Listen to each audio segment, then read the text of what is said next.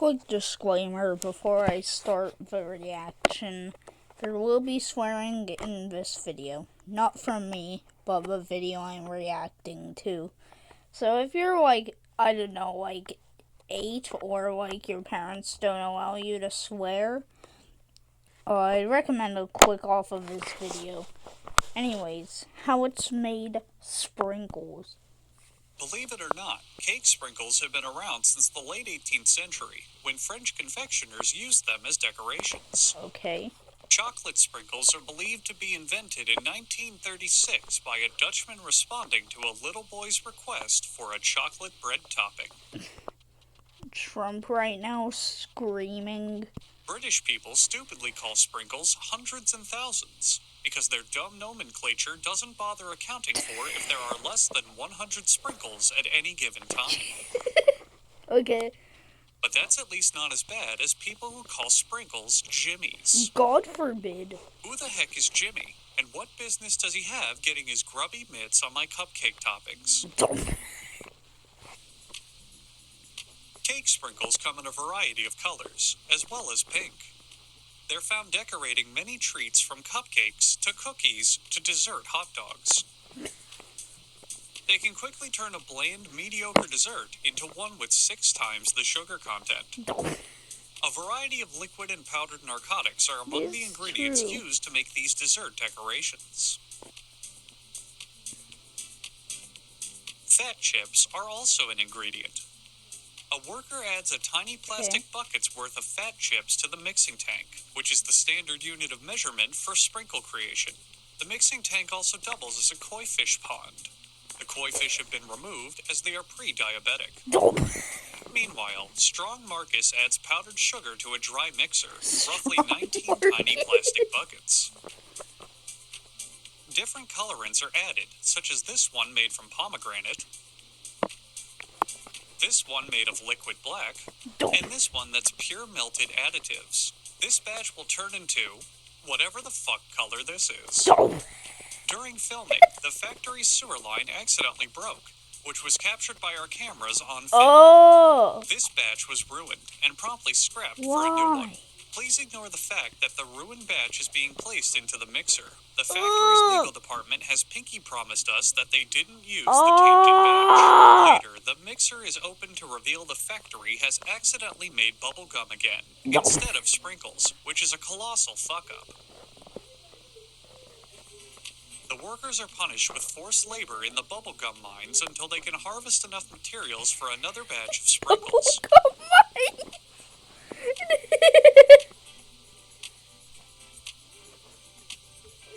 Meanwhile, the pink spaghetti is ready, a favorite dish of sprinkle slaves who haven't seen their families in so long that they've forgotten what a home-cooked meal is, due to continually being locked in the bubblegum mines. To keep the consistency of the sprinkles from collapsing, the factory is kept at the optimal temperature of 103 degrees Fahrenheit, or about 43 tiny plastic buckets. Strong Marcus has had enough of this shit. The pink spaghetti falls into a holding vat, where Peter is given his designated 30 seconds where he's allowed to touch the product, lest he become greedy and consume with touch envy. I want to touch long sprinkles. I just want to have the pink spaghetti, which has actually been colored and flavored dough this whole time, haha, I got you, moves to a tumbler to break the strands into tiny pieces. A worker pulls out samples by hand to inspect their quality and coloring. This is the absolute limit to which the sprinkles should be touched. A nozzle sprays a mixture of confectioner's glaze and edible wax to the— Oh my god, Peter, stop! Peter, stop! You've already touched the sprinkles earlier, Peter. For the love of God, stop! You're gonna compromise the batch. Someone help! Peter's violating company regulations. Help! The sprinkles are moved from the tumbler into a machine that simulates a typical day in San Francisco. These conditions are perfect to help sort the sprinkles by the correct did resemble a day in 1906, for sure. Size.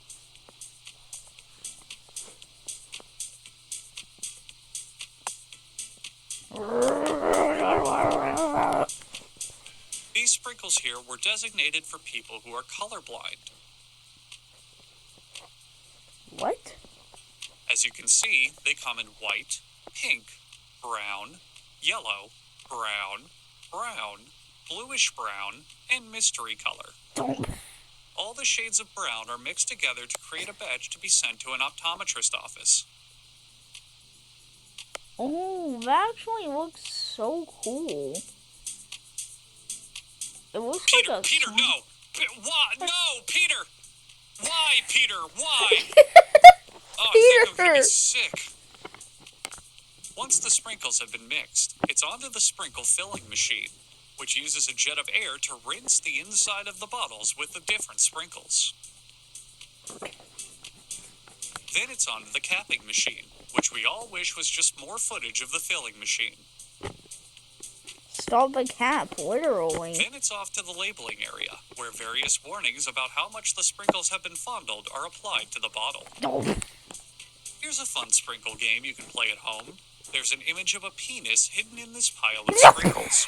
Leave a comment below saying which color sprinkles it's made out of. Dude, I can't take this serious. American fare. But most likely it was German sausage makers who first came up with the idea. In fact, there are reports of German immigrants selling them in push carts in New York's Bowery as far back as the 1860s. A century and a half later, hot dogs are still... That sentence did not age well. Whoever made this. The #1 treat on the street.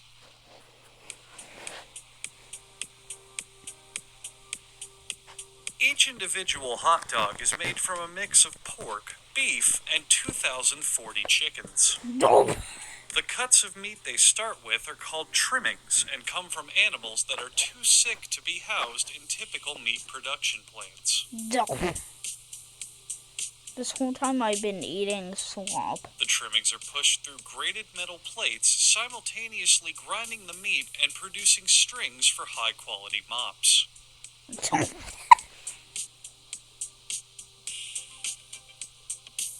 Other regurgitated foods are collected and added to the ground meat, followed by food starch, salt, and mustard scooped up from the factory floor. Why mustard from the factory floor? Ground up pieces of Mars rock are also added to the mixture to give the hot dogs a flavor that's out of this world. Who owns this place? Elon Water is added to the mix, which is then rolled to prevent it from hardening into concrete. Then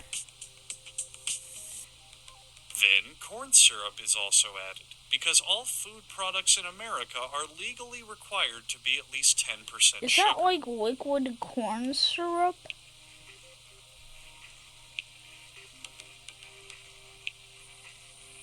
The addition of yet even more water helps dilute the product into a flavorless paste, which is regrettably pureed into a fine emulsion.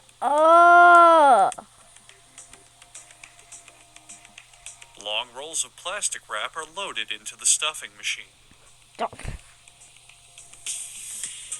It pumps the meat in, twisting it every 5 1/4 inches, which is exactly what Paula here wishes her husband would do more of in the bedroom.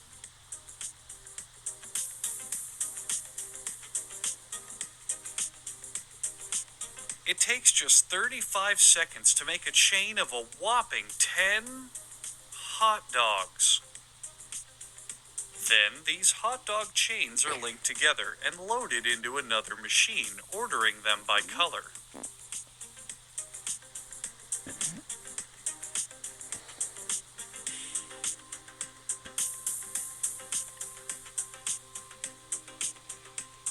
The hot dogs are drenched in pig sweat to enhance their flavor, and then they're taken into an oven with several cooking zones.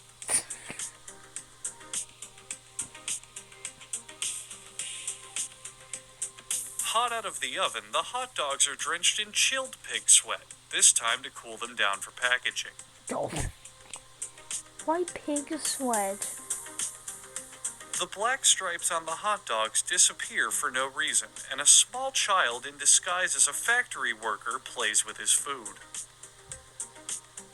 The hot dogs are positioned for packaging, and no matter how humanely or efficiently this process is done, vegans will still complain about it. Okay, one. Bean is a colorful treat, but unfortunately, no one is exactly sure when the jelly bean was invented and how. It's believed that the jelly center dates back to biblical times as a candy called Turkish Delight.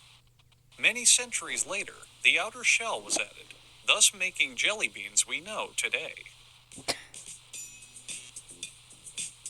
Jelly beans come in a large variety of colors, even though they only come in one flavor. To make jelly beans, liquid is heated in a large kettle to 347 degrees Fahrenheit. Solids are then mixed into the liquid as an agitator blends it all together. Meanwhile, at a local cocaine production plant, things are going great. Where's an innocent kid I can give crack to? This like 5 massive people amount are of gonna Colombian get that nose candy reference. is worth up to $400,000. Normally, the cocaine would be scraped off the machinery, but this cartel is so ludicrously wealthy and powerful that they have completely stopped giving a shit. God. In a plot twist you didn't see coming, molds are pressed into the cocaine to be filled with liquid sugar, which will form the jelly beans. This whole time I've been Jelly on Belly, Temu the candies. most popular brand of jelly beans, are known for their vast array of narcotics connections.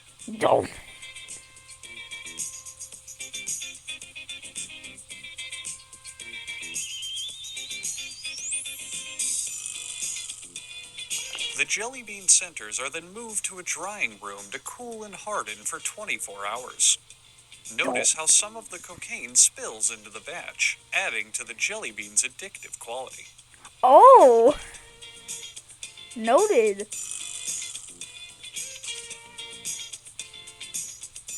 Arms flip the trays into a drum that will separate them.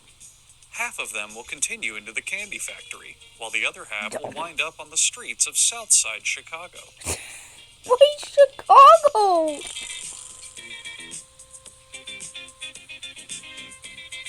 The dry jelly bean centers then tumble into a wire mesh conveyor. Notice their clear white color, a byproduct of their production being so closely tied to stimulants.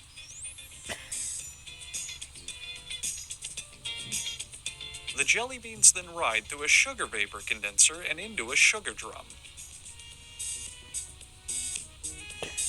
The drum tosses the beans in sugar until they eventually become 99% sugar and 1% bean.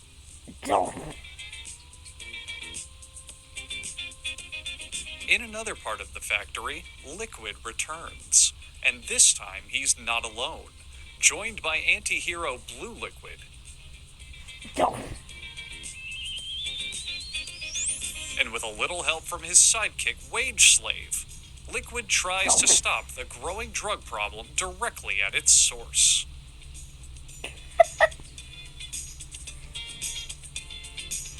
After the beans are thwarted, the literal 4th gigantic helping of sugar is added to the batch. But don't celebrate too quickly, because then the nefarious supervillain Red Liquid joins the party. Wait, is this the thing? And Red Liquid's superpower? Racism. Okay. Yeah, I cannot take stuff serious. Because most people hate when things taste good. The wax coats the candies to make 90% of this process pointless.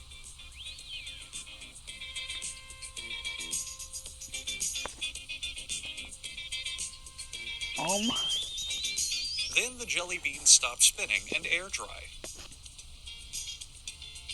Also, what's with, the washing machine? If the beans spin for too long, they may turn purple, indicating they have become spoiled and poisonous. Do not eat purple jelly beans. And finally, as all the jelly beans mix together and move to the packaging area, we here at How It's Made would like to apologize for doing an episode on jelly beans. We all know they're disgusting, and one of the worst candies ever made.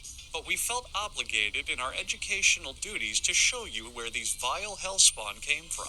We apologize to anyone offended by the fact they had to learn about jelly beans. And if you enjoy eating or talking about jelly beans, please consult professional counseling.